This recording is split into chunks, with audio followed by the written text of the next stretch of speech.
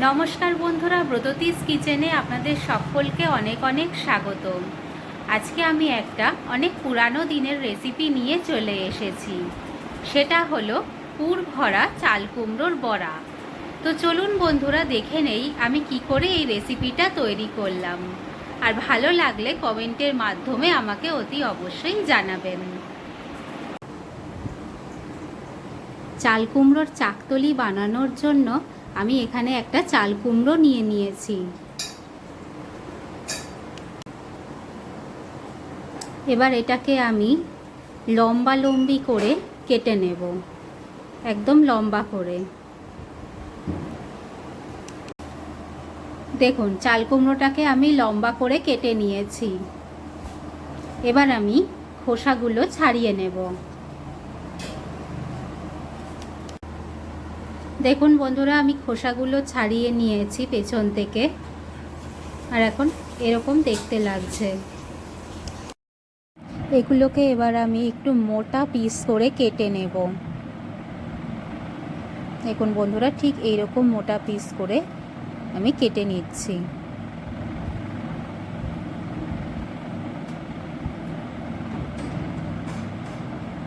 পুরো চাল কুমড়োটাই আমি এভাবে কেটে নেব।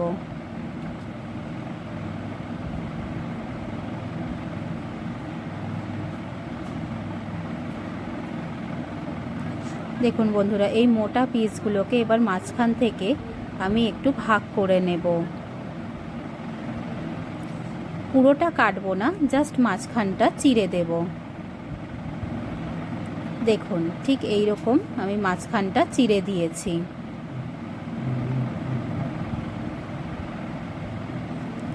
দেখুন, এগুলো প্রত্যেকটাই আমার করা হয়ে গেছে, মাঝখান দিয়ে চিড়ে দিয়েছি। এবার আমি এগুলোর মধ্যে একটা পুর ভরে দেব। দেখুন, আমি একটা হাত দিয়ে আপনাকে দেখিয়ে দিচ্ছি।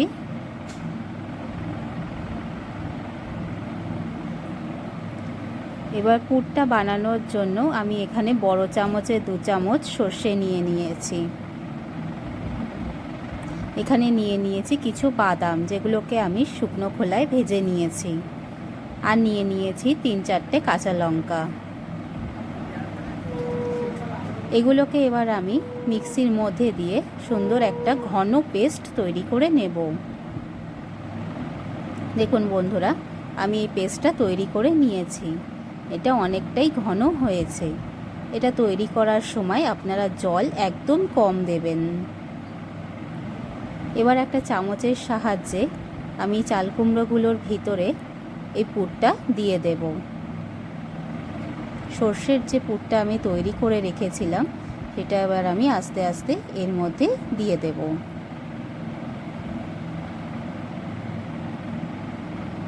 দেখুন, আমি খুব সাবধানে এগুলো দিয়ে দিচ্ছি। দেওয়ার সময় একটু বাইরে বেরিয়ে যাবে, কিন্তু আপনারা ঘাবড়াবেন না। এবার আমি প্রতিটার মধ্যেই ঠিক একইভাবে পুরগুলো ভরে নেব।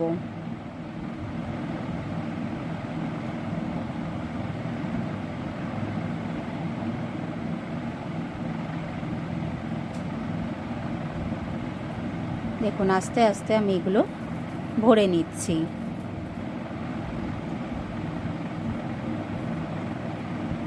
উপরে লেগে থাকাগুলো চামচের সাহায্যেই আবার তুলে নিয়ে এর মধ্যে ভরে দেবেন।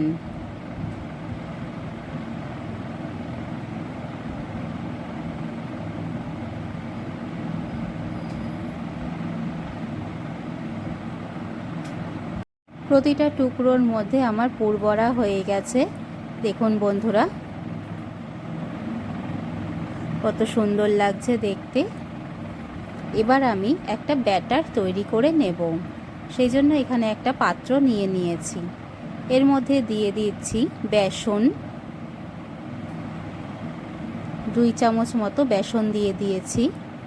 আর দিয়ে দিচ্ছি চালের গুঁড়ো। চালের গুঁড়োটা অল্প দেবেন, যতটা বেসন নেবেন তার কম চালের গুঁড়ো দেবেন। আর এর মধ্যে দিয়ে দিচ্ছি সামান্য নুন। নুনটা আপনারা আপনাদের স্বাদ মতন দেবেন। এবার আমি এর মধ্যে দিয়ে দেব সামান্য একটু লঙ্কার গুঁড়ো, আর দিয়ে দিয়েছি সামান্য হলুদ। এবার আমি ব্যাটারটাকে অল্প অল্প করে জল দিয়ে গুলে নিয়েছি। দেখুন বন্ধুরা, কত সুন্দর ঘন ব্যাটার তৈরি হয়ে গেছে।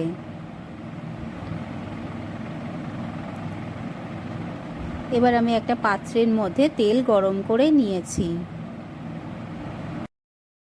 এবার আমি ব্যাটারটার মধ্যে দিয়ে দিয়েছি সামান্য একটু কালো জিরে, আর দিয়ে দিয়েছি সামান্য একটু বেকিং সোডা 1 চিমটি। এবার আমি এই পুর ভরা চাল কুমড়োটাকে নেব আর একটা একটা করে বেসনে ডুবাবো। ডুবিয়ে তেলের মধ্যে দিয়ে দিচ্ছি। এভাবেই একটা একটা করে আমি এর মধ্যে দিয়ে দেব। আর হ্যাঁ বন্ধুরা, ভাজার সময় খেয়াল রাখবেন আঁচটা যেন একদম লো টু মিডিয়াম ফ্লেম থাকে, তাতে ভিতর থেকে ভাজাটা খুব ভালো হবে। দেখুন বন্ধুরা, এক পিঠ ভাজা হয়ে গেছে, আমি অপর পিঠ উল্টিয়ে দিচ্ছি। ঠিক এইভাবেই লাল লাল করে ভেজে নেব।